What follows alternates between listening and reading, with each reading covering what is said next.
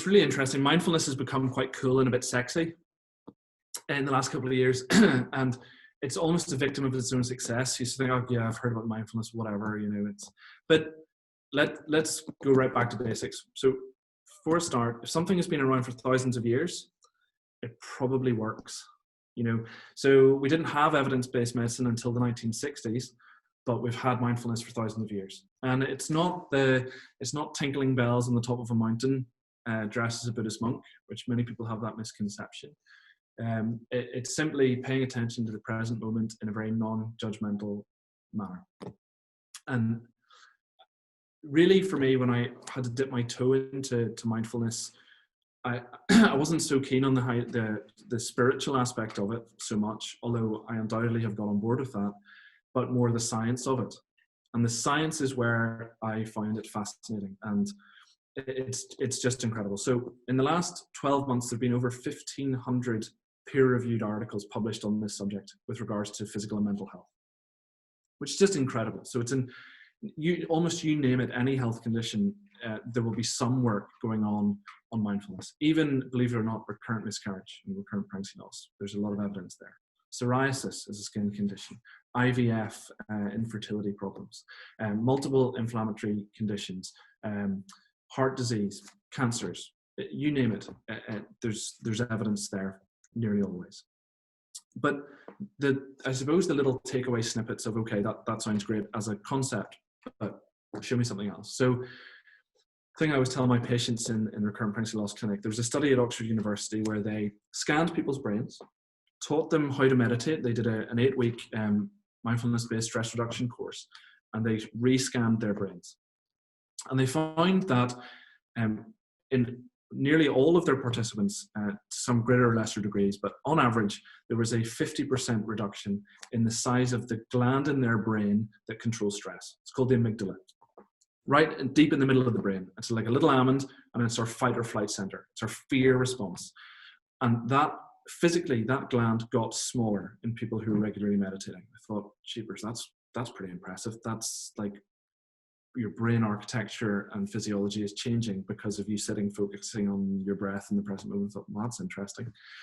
There's evidence to show quite clearly that when you regularly meditate, the way that you physically respond to a stressful event is different. So the wiring of your brain changes. So you're less, you react in a very different way.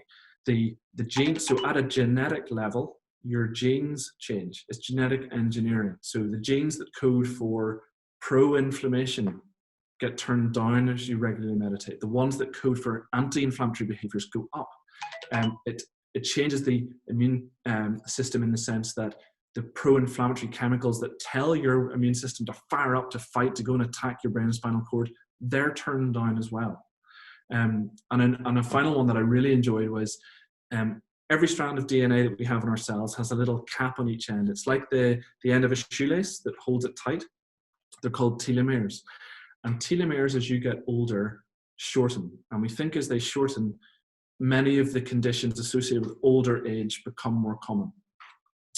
And we know that mindfulness makes your telomeres longer. So in a way, you're actually making your cells younger by sitting, focusing on your breath. And when I heard all of those things, I thought, oh my goodness, that's immense. That's absolutely immense. And then there's the aspect of just doing it can very often, doesn't always. Most people think that it is about just the innate, it makes you feel good. It doesn't always. It's just being in the present moment, whatever that might be. It might be that you're frustrated, you're angry because you're not doing it right. And the people who do it regularly say, oh, there's no such thing as doing it right or wrong. You just have to do it and turn up. And at the start, that's so frustrating to hear. But it is true. It is just being aware of things. And for me, I used to be quite an angry person. I used to get frustrated when things didn't go my way, or people got in the way of things I needed to do, or behaved in a certain way, or I behaved in a certain way. And the analogy that I describe mindfulness for me to people is, when anger hit me, it was like a train arrived at a station. The angry train pulls in at the station, and I jump on. And I rode it the whole way to the end of the track. And then I got off and I didn't know where I was, and I'm not sure what had happened, and I'd lost hours in my life, and it had just taken over. But with mindfulness, when the train pulls in, I might get on, because we're all human, but I'll get off it quicker. So I'll recognize that I'm angry and I'll get off it quicker. Or on a really good day, I'll say, "Oof, that's anger," but I'm not going to engage with anger. I'm just going to step back and let the train go past like it's an express. And so that to me, I suppose, is the science of mindfulness and the idea of what it looks like for me. But your first question was, what is it? How do I do it? And what does it look like for me? So for me, it's every day. At the start, it wasn't, because like everything, when you don't do it for a while, you're less inclined to do it. And I found it quite hard to make myself do it. But now I love it, and I miss it if I don't do it in a day. I usually do it first thing in the morning, but there's no right or wrong. Some people do it before they go to bed. Some people do it at lunchtime, whenever it suits. Or some people do it in split bits, morning and evening. For me, it's first thing in the morning. It's usually earphones in when I'm in bed. And, there's never been a better time to try and learn to meditate, because you can read 100 books, but the only way to really pick this up is to just try it and just to do it. And there are so many resources, multiple apps. Meditation as a concept was a #1 grossing app in the App Store last year. It's massively popular. Lots of them are free and will give you a free trial, like Headspace or Insight Timer or Calm.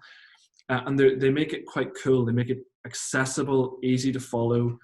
There's loads of them on YouTube.